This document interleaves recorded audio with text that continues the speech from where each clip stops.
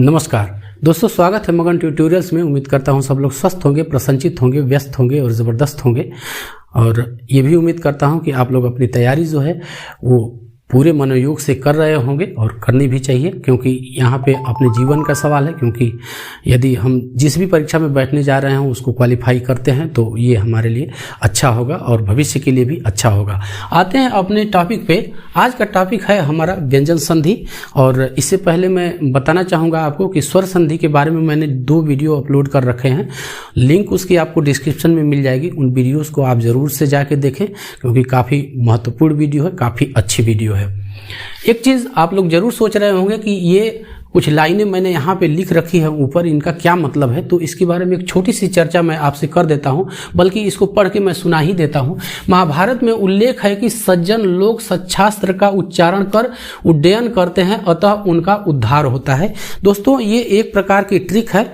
और व्यंजन संधि में 5-6 नियम ऐसे हैं जिनको हम बहुत याद करने की कोशिश करते हैं। याद भी हो जाता है, लेकिन कुछ समय के बाद वो भूल जाता है या हमें समझ में नहीं आता है।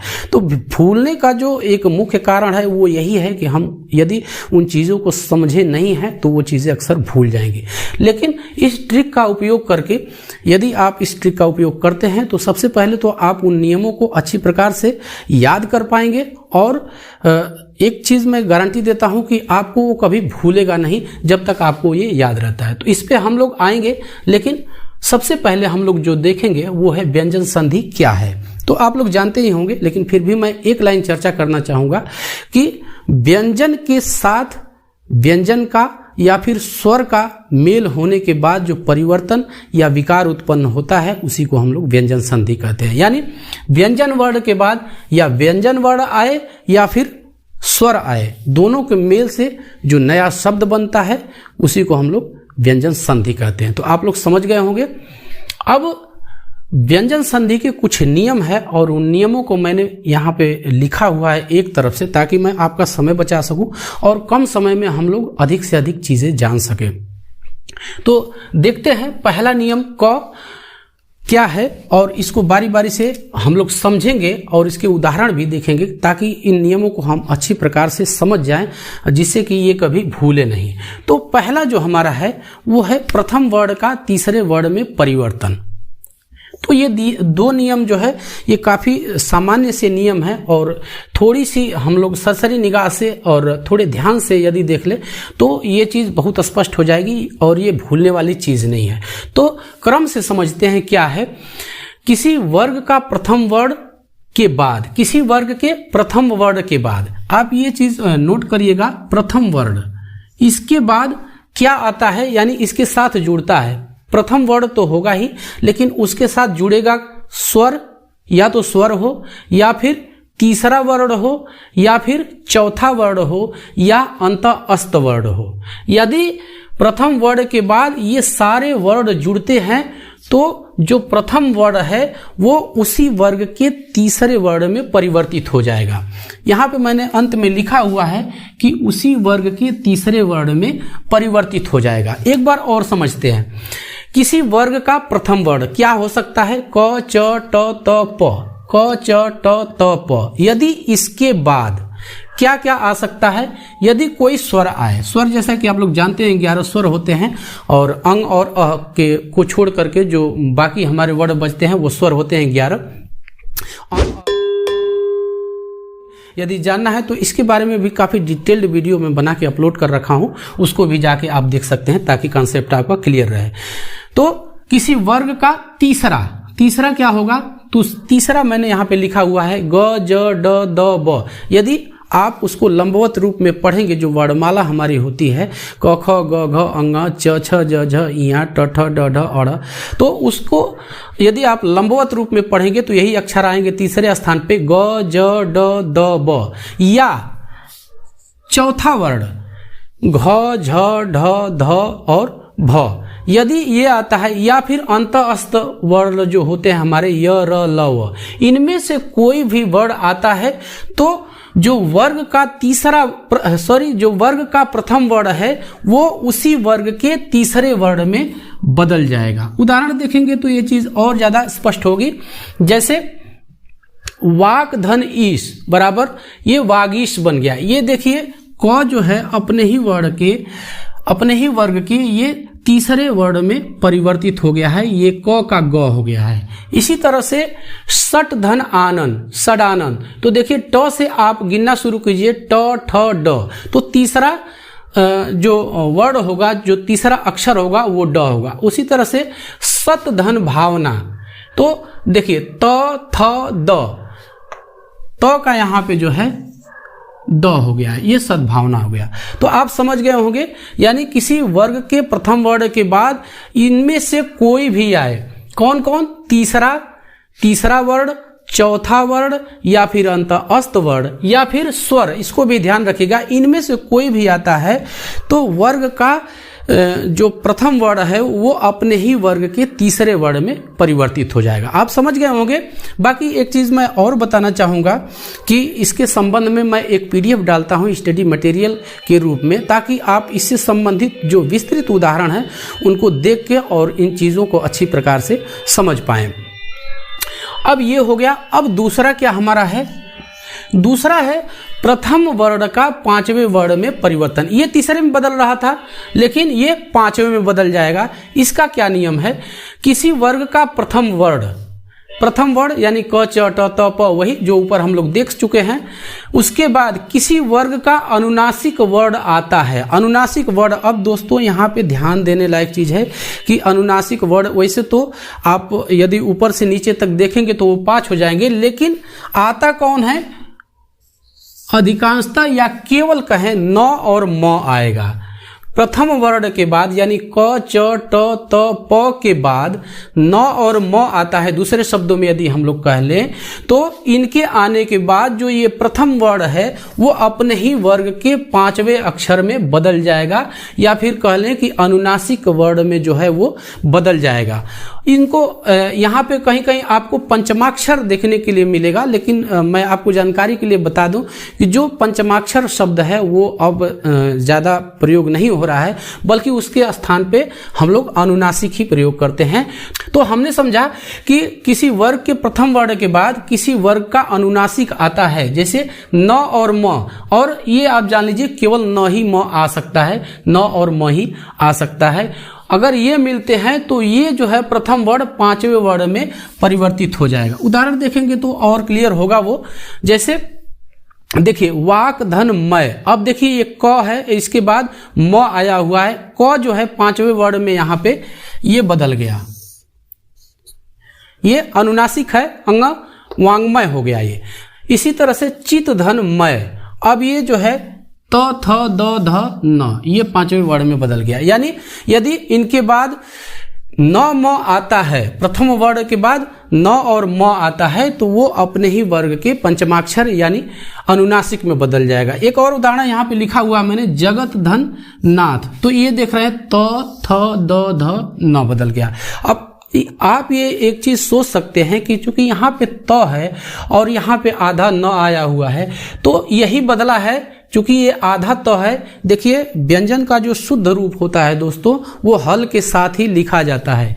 यदि इस तरह से हम त लिखते हैं तो इसका मतलब ये है कि इस त में त प्लस अ दोनों सम्मिलित हैं, और जो कि ये व्यंजन का शुद्ध रूप, इसीलिए हम इसको नहीं कहेंगे। व्यंजन का शुद्ध रूप क्या होता है, हल के साथ जो हम लोग लिखते हैं यही शुद्ध रूप है।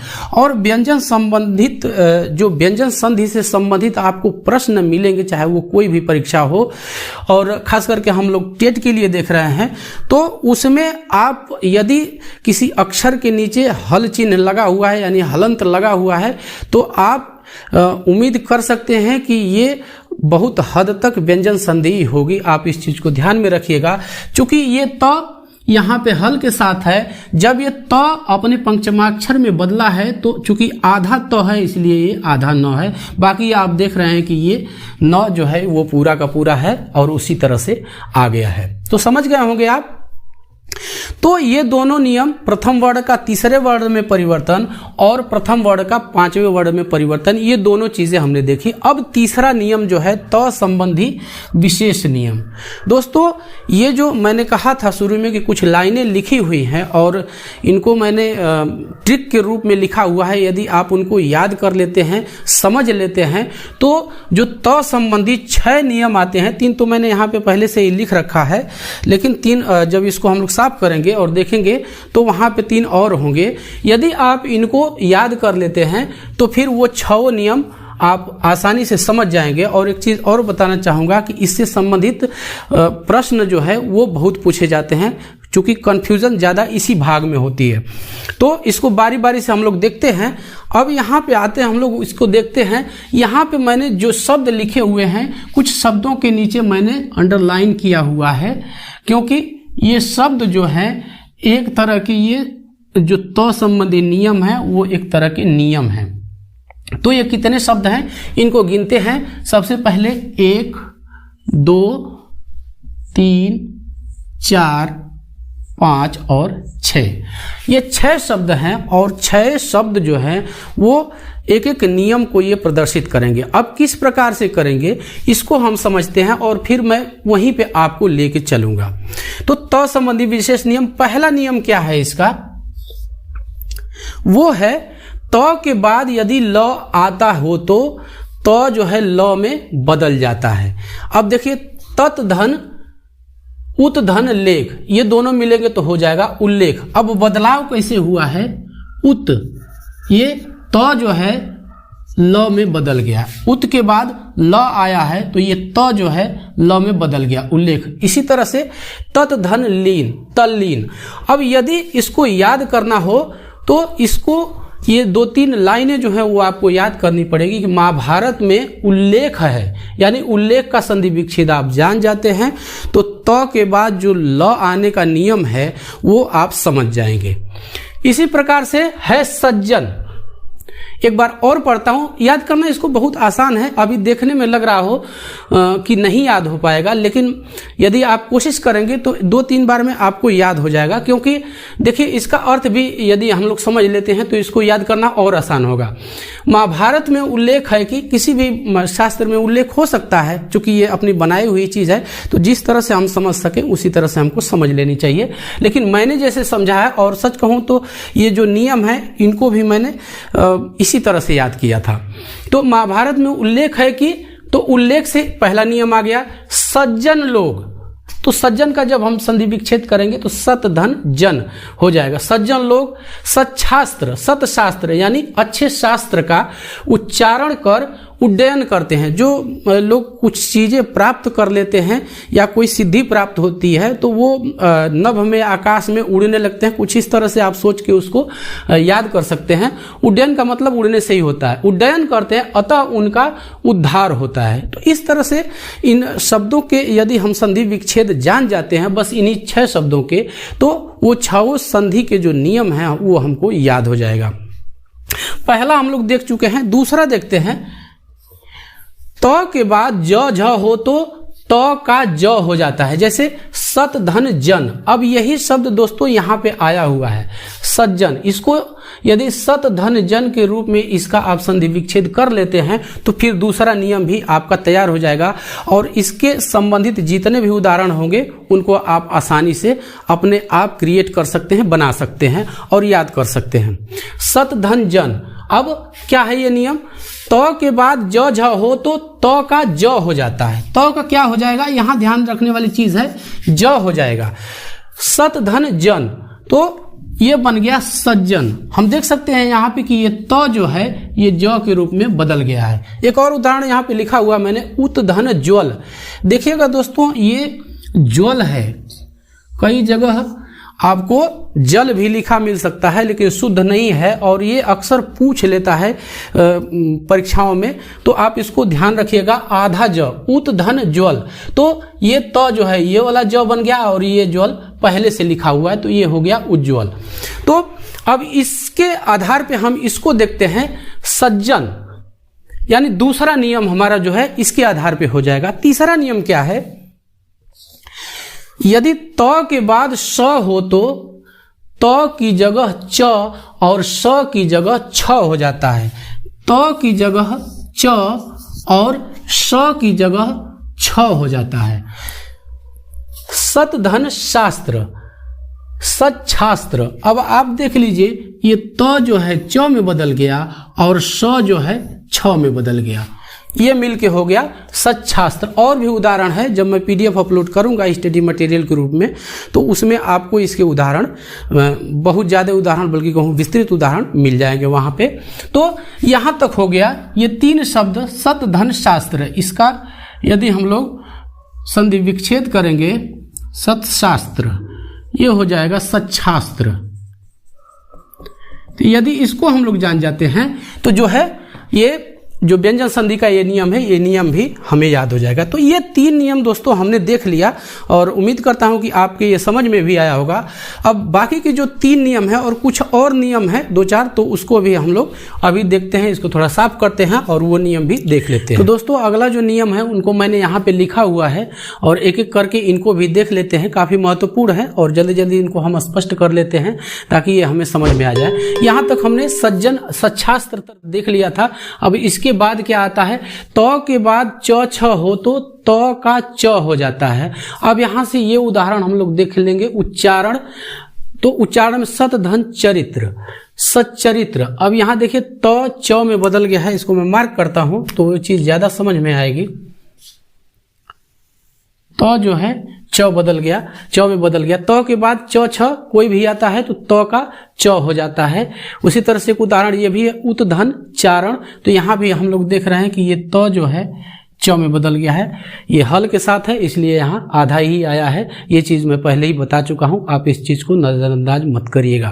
क्योंकि व्यंजन वर्ण, मैं एक बार फिर कहूँगा कि जो भी व्यंजन वर्ण लिखा जाता है, शुद्ध रूप में लिखा जाता है, वो हल के साथ ही लिखा जाता है। जब हम वर्ण विच्छेद, मैं बता चुका हूँ वीडियो में, जैसे मैंने कहा कि वर्णमाला से संबंधित मैंने वीडियो बना रखी है और वहाँ पे वर्ण विच्छेद बताया हुआ है। तो यदि आप डिटेल में समझना चाहें तो वो वीडियो जाके देख सकते हैं। अब आगे देखते हैं, त के बाद ट ड हो तो त ट ड बन जाता है। यदि ट आएगा त के बाद तो त ट बनेगा, यदि ड आएगा तो त ड बन जाएगा। उदाहरण देखते हैं, जैसे उत धन डयन, तो ये बन गया उड्डयन। बृहत धन टीका, बृहत टीका। यहाँ पे एक चीज ध्यान देने वाली है कि देखिए यहाँ त के बाद ड आया है तो ये त जो है इस ड में बदल गया है। उसी प्रकार दूसरे उदाहरण में देखिए यहाँ पे त के बाद ट आया है तो ये त जो है यहाँ पे ट में बदल गया है। इस प्रकार से ये समझ में आया होगा। तो यहाँ पे जो चौथा था उड्डयन, उड्डयन को यहाँ पे हम लोगों ने समझ लिया। यदि उड्डयन का हम लोग संधि विच्छेद करने में सफल हो जाते हैं तो जो व्यंजन संधि का ये 5वां नियम है, उसको हम आसानी से समझ जाएंगे। दोस्तों 5वां देखते हैं, त के बाद यदि ह आता है, ह आता है तो त के स्थान पे द तथा ह के स्थान पे ध हो जाएगा। वही शब्द है जो आखिर में मैंने लिखा है उद्धार, उत धन हार इसका होता है। यहाँ पे पहले ही मैंने लिखा है उदाहरण के रूप में इसको। देखिए उत धन हार, ये दोनों मिलके बने हैं उद्धार। ये त जो है द में बदल गया है और ह जो है ये ध में बदल गया है। दूसरा उदाहरण देख लेते हैं, तत् धन हित, ये दोनों मिले हैं तो बना है तद्धित। अब यहां देखिए त जो है ये द में बदल गया और ह जो है ध में बदल गया। इस प्रकार से और भी उदाहरण आपको पीडीएफ में मिल जाएंगे। तो दोस्तों ये 6 नियम जो है इसी पे आधारित हैं। इस लाइन को यदि हम लोग याद कर लेते हैं तो आसानी से जो त संबंधी 6 नियम है उनको हम लोग याद कर पाएंगे। कुछ और भी नियम है, जैसे 6 संबंधी एक विशेष नियम है। 6 संबंधी ये क्या कहता है, हर्ष या आ का मेल 6 से होने पर 6 से पहले च जुड़ जाता है। यानी हर्ष स्वर या फिर आ का मेल यदि 6 से होता है तो 6 से पहले च जुड़ जाएगा, च जुड़ जाएगा। उदाहरण देखेंगे वो चीज ज्यादा क्लियर होगी। स्वधन छंद, तो यहाँ पे हम लोग देख रहे हैं यहाँ अ है और अ का मेल छ से हुआ है, तो जब ये दोनों मिले हैं तो वो बन गया है स्वच्छंद। अब यहाँ पे जो च है वो च से पहले जो छ है उससे पहले यहाँ पे च जुड़ गया है। इसी तरह से विधन छेद, तो यहाँ पे ई है, हम लोग समझ रहे हैं यहाँ पे ई है और ई के बाद ये छ आया है, तो इस छ से पहले यहाँ पे देख लीजिए, इस छ से पहले ये च जोड़ दिया गया है। तो इस तरह से छ संबंधी नियम है। इसी प्रकार से जो अगला है वो है न संबंधी नियम। तो ये न संबंधी नियम क्या कहता है, यदि री र स के बाद स्वर या अनुस्वार हो तो न का र हो जाता है। अब इसको हमको याद करना पड़ेगा और थोड़ी सी अगर जागरूकता से देखें तो बहुत नहीं है, इसमें आसानी से याद हो जाएगा। जैसे इसका उदाहरण हम लोग देखें, परिधन नाम, तो यहां हम लोग देख रहे हैं री है, री और न, तो यहां न का जो है र हो गया है। परिधन नाम यानी ये मिला तो परिणाम। इसी तरह से प्रधन मान, तो ये न का जो है देखिए यहां भी ये र हो गया है। इसी प्रकार से आखिरी है व्यंजन संधि में दोस्तों, म के बाद किसी भी व्यंजन वर्ग यदि आता है, यदि म का मेल किसी भी व्यंजन वर्ग के वर्णों से होता है तो म उसी वर्ग के अनुस्वार में बदल जाता है, यानी पंचमाक्षर में बदल जाएगा। इसके भी उदाहरण देख लेते हैं। समधन कलन, ये जब मिलेंगे तो म जो है कि उसी वर्ग के पंचमाक्षर में यानी अनुस्वार में बदलेगा और अनुस्वार में बदलेगा तो ये हो जाएगा संकलन। इसी प्रकार से और भी उदाहरण, परम धन तु, तो ये हो जाएगा परंतु। तो दोस्तों यही थे व्यंजन संधि के कुछ नियम, और यदि ये इन चीज़ों को हम आसानी से समझ लेते हैं और याद कर लेते हैं, इस पे थोड़ी सी मेहनत करते हैं, तो मैं विश्वास करता हूं कि इससे बाहर से कोई भी चीज़ आपसे नहीं पूछी जाने वाली है। तो बस आज की वीडियो में यही था और मैं उम्मीद करता हूं कि आपको ये वीडियो पसंद आई होगी। यदि आपके कुछ सुझाव हैं या कुछ और चीज़ों पे आप वीडियो चाहते हैं तो प्लीज़ हमें कमेंट कीजिए।